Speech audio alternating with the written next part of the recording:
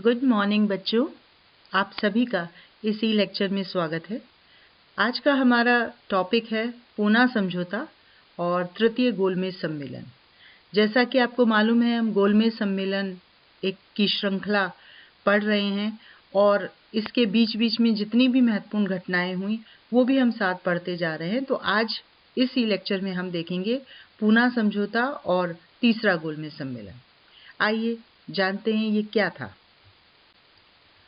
जैसा कि मैं आपको बता चुकी हूँ कि दूसरे गोलमेज सम्मेलन के अंत में रैमजे मैकडोनाल्ड, जो कि उस समय ब्रिटिश प्रधानमंत्री थे, उन्होंने कहा कि यदि विभिन्न जातियों की सांप्रदायिक समस्याएं हल नहीं हुई तो ब्रिटिश सरकार अपना निर्णय लेने के लिए विवश हो जाएगी।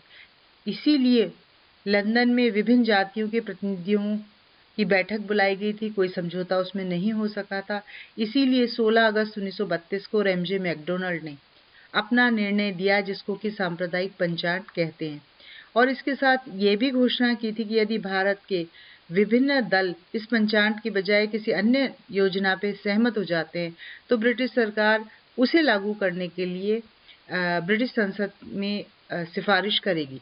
लेकिन इस पंचायत के प्रत्युत्तर में भारतीयों की तरफ से कोई और प्रस्ताव नहीं आया। इस पंचायत में जो भी उपबंध थे वो बहुत ही भारत में जो विभिन्न हिंदू समाज था या अन्य समाज, उसमें एक विभेद पैदा करने वाले थे। और इसीलिए सबसे ज़्यादा इसमें जो आलोचना इस पंचायत की गई थी वो इस आधार पे की गई थी कि हरिजनों को हिंदुओं से इसमें अलग करने की कोशिश की गई थी। साथ ही अन्य अल्पसंख्यक समुदायों के तुलना में जो हिंदू हैं उनको हर जगह किसी भी विशेषाधिकार या सुविधा से वंचित रखा गया था। तो इस तौर पे इस पंचायत का बहुत अधिक विरोध हुआ और इसी के संदर्भ में पूना समझौता और गांधी का आमरण अनशन सामने आया। सांप्रदायिक पंचायत महात्मा गांधी के लिए बहुत असहनीय था, क्योंकि इसके द्वारा दलित वर्गों या हरिजनों को हिंदुओं से अलग करने और हिंदुओं की एकता को नष्ट करने की कोशिश की गई थी। महात्मा गांधी ने सरकार को पहले ही चेतावनी दे दी थी कि यदि सांप्रदायिक पंचायत को भारत में लागू किया गया तो वे ब्रिटिश सरकार के इस निर्णय का अपनी जान की बाजी लगा के विरोध करेंगे। सरकार ने महात्मा गांधी की इस चेतावनी की कोई परवाह नहीं की। अतः 20 सितंबर 1932 को महात्मा गांधी ने अपना मरण व्रत आरंभ किया। डॉक्टर अंबेडकर ने इस व्रत को एक राजनीतिक धूर्तता बताया और कई आलोचकों ने यह भी कहा कि ये बलपूर्वक अपनी बात मनवाने का तरीका है। परंतु इसका जो हिंदू नेताओं पे काफ़ी अधिक असर पड़ा। उन्होंने हरिजनों के मूल्य का महत्व समझा। पंडित मदन मोहन मालवीय, राजेंद्र प्रसाद और एम.एस. राजा के प्रयत्नों से एक समझौता हुआ पूना में, और जिसमें महात्मा गांधी और अंबेडकर ने दोनों ने हस्ताक्षर किए, उसे स्वीकार किया। ये समझौता 26 सितंबर 1932 को हुआ और इसी दिन महात्मा गांधी ने अपना आमरण अनशन समाप्त किया। इस समझौते के अनुसार जो इसकी प्रमुख शर्तें थी, उसके अनुसार हिंदुओं और हरिजनों का प्रतिनिधित्व इकट्ठा ही रहा, परंतु हरिजनों को जितने स्थान सांप्रदायिक पंचायत के अनुसार प्रांतों में दिए गए थे, उससे दुगने से भी अधिक स्थान इस समझौते के अनुसार उन्हें दिए गए। यानी सांप्रदायिक पंचायत के अनुसार हरिजनों को 71 स्थान दिए गए थे, परंतु पूना समझौते के अनुसार उन्हें 148 स्थान दिए गए। दूसरी चीज, इन स्थानों का चुनाव 2 अवस्थाओं में होना निश्चित हुआ। प्रारंभिक चुनाव में हरिजन सांप्रदायिक चुनाव प्रणाली के आधार पर प्रत्येक स्थान के लिए 4 उम्मीदवार चुनते थे, परंतु अंतिम चुनाव में सवर्ण हिंदू तथा हरिजन मिलकर मतदान करते थे।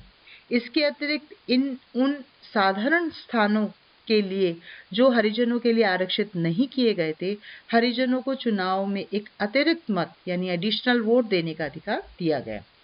समझौते के अनुसार केंद्रीय विधानमंडल में हरिजनों को संयुक्त चुनाव पद्धति के आधार पर प्रतिनिधित्व दिया गया, परंतु इसके परंतु उनके उसी तरह स्थान आरक्षित किए गए जिस तरह प्रांतों में लगभग 20% स्थान ब्रिटिश भारत में हरिजनों के लिए आरक्षित किए गए थे। स्थानीय संस्थाओं और सार्वजनिक सेवाओं में हरिजनों को उचित प्रतिनिधित्व दिया गया। हरिजनों को शिक्षा के लिए आर्थिक सहायता देने की शर्त भी रखी गई। तो इस प्रकार से ये पूना समझौता था।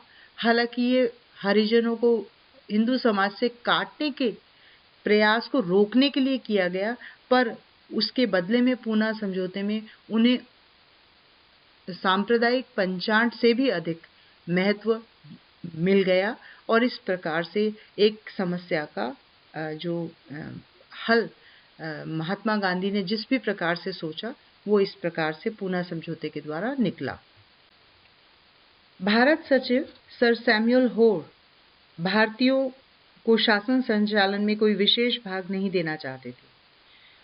उनको सम्मेलन में भारतीयों के साथ बैठना पसंद नहीं था, क्योंकि वे अंग्रेजों को शासक होने के कारण ऊंचा समझते थे और भारतीयों को अधीन होने के कारण नीचा समझते थे।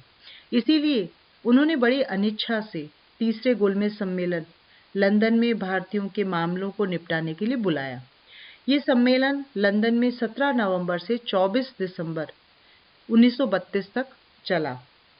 इसमें केवल 46 भारतीय प्रतिनिधियों को निमंत्रित किया गया।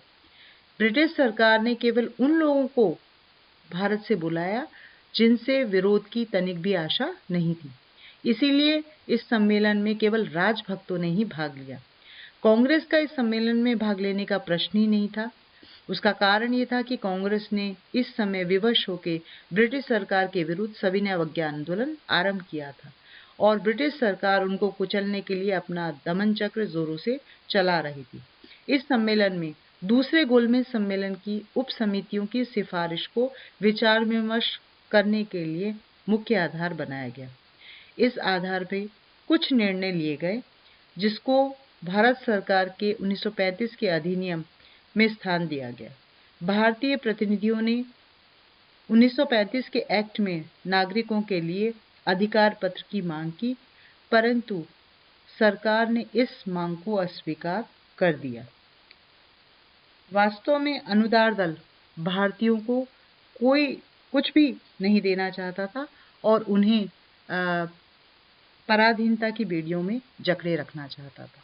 तो इस तौर पे तीसरा गोलमेज सम्मेलन का भी कोई खास महत्व या कोई खास उनकी देन नहीं रही। धन्यवाद।